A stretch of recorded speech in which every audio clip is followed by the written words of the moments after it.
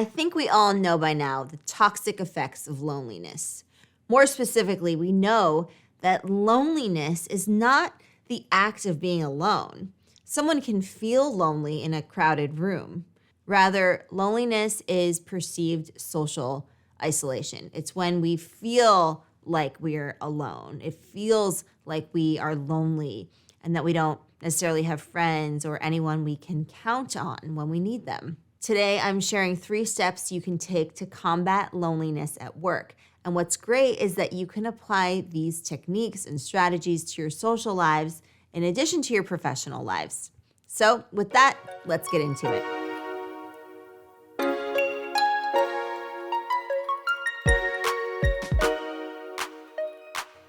The nature of the loneliness that we're addressing in this lesson is perceived social isolation.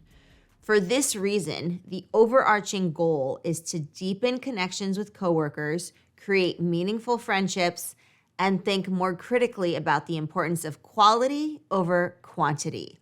It's not about how many friends you have, it's about how close you are to those people in your life. However many or however few, doesn't matter. But it's about the quality, not the quantity. All right, so with that in mind, let's begin with the first step. Number 1 is to get past surface level talk.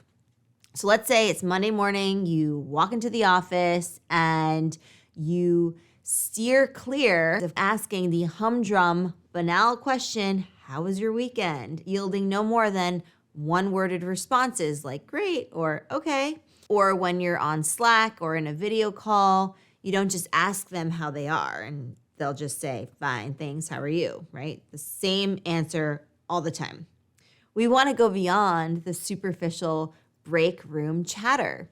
The reason for that is because we want to build rapport. And the really only way to do that is to dive deeper, get past those very mundane and going nowhere questions like, how are you? How was your weekend, right? Just people have formulaic answers and responses to those. And so you're not really getting anywhere. And so what this means is that we're really showing up to the conversation as our authentic selves. And in a work setting, this can be and will be your authentic professional self or your authentic casual self in more relaxed environments. Listening actively and attentively to what they're saying and also how they are saying it is very important. And we're paying attention to their words, but also to their tone of voice and their body language, very important ways of communicating. And as you know, we don't just communicate with our words. And it's about getting them to talk about something that is meaningful or important to them. That's a great way for them to open up and to start trusting you and for you to start getting to know them. And it gives them the opportunity to be listened to. We all want to feel listened to. And it also gives you the opportunity to discover common ground as you're listening to them share bits from their lives, talk about their recent camping adventure, talk about planning their next vacation, whatever it is. All right, so moving on to step 2, get to know them better.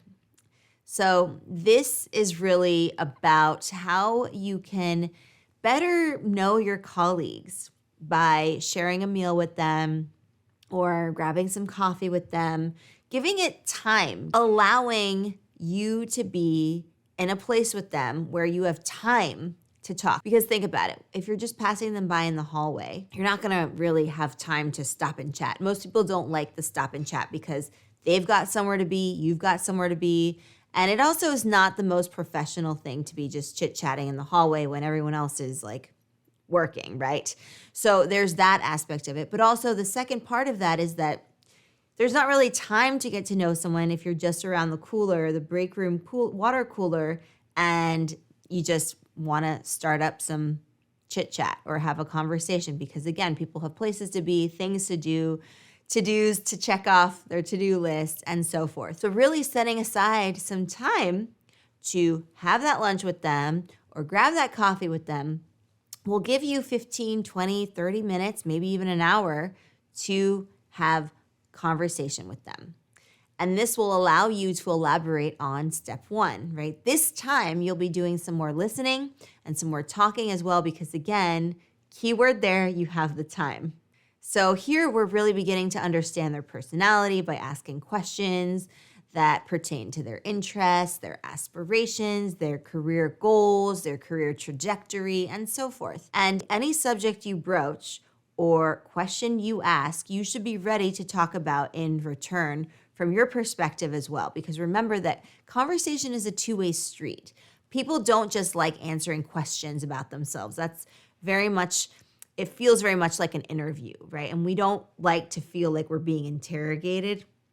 And so you have to remember that, right? If you ask a question, be ready for them to ask it back. Or if they don't ask it back, you can then talk about your favorite vacation, for example, or what you were doing before this job, for example. Conversation is a two-way street, right? It's not all give, it's not all take. It's a nice mix, a nice blend of both.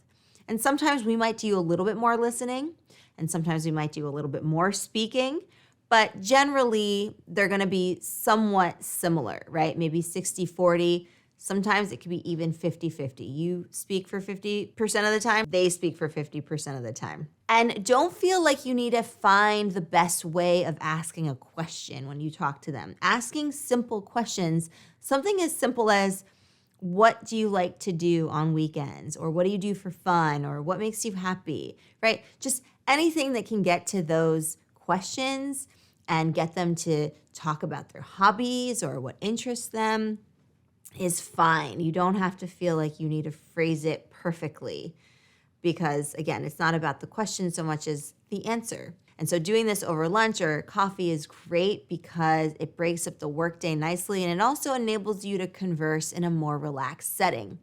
In other words, you're not frantically asking questions while checking in about a high-stakes project or getting a progress report during an important meeting, right? You're not then trying to figure out who are they as a person, what makes them tick, what do they like to do for fun, because that would not be an opportune moment, right? Instead, we're seeking out these lunch dates, these conversation and coffee hours where we can get to know someone and build rapport that way. All right, and the last step, step 3, this is again a progression. So we had step 1, step 2, and now step 3, create a community. So this is the last and final step, and this is, again, to help combat perceived loneliness at work. And to do that, step 3 is about creating some kind of community around a shared interest or hobby. And this really could be anything from book club to golfing on weekends to early morning runs in, let's say, Central Park if you're in New York City, to being on the same sports team after work. Anything really. So don't worry too much about the activity per se, but aim for something that you can do with one or more people in that setting, which should be relaxed and fun, right? Because now we're not in the office space. We're not on a Zoom call. We are out in a park, for example. And this step is super important because it gives you a reason to interact outside of a formal work setting. For example, going on a hike where both of you might bring friends or spouses, allow a friendship to start to develop. It gives it an opportunity for that to happen, right? We're creating a gentle environment for that to come to pass, right? A friendship to build and form. And also the hope by bringing other people like friends, partners, spouses, is that the people that you bring along and they bring along will also get along so that a community starts to form. So sports teams are great for this. Having sports teams, organized sports teams after work, for example, could be great for this because you're already on a team. Or if you prefer, let's say, knitting club or an arts and crafts group or some other type of club or group, then create that because the idea is to get people together with overlapping interests. That's the big idea here.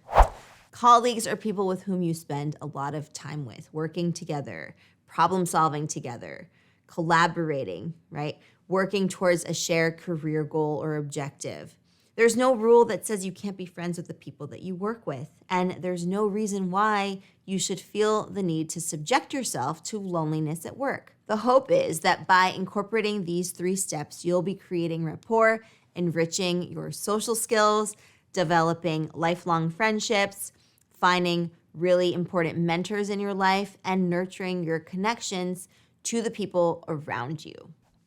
All right, Explearners, thank you so much for joining me for this lesson. I hope that you enjoyed it. Feel free to give it a big thumbs up if you're watching on YouTube. And if you're listening to this as our podcast, then make sure to leave us a nice review. You can leave up to 5 stars. That really helps us out. We really appreciate it. Thank you so much. And if you're interested in reading this as a blog post, you can check out the transcript of this lesson, which can be found on our blog at explearning.co/blog.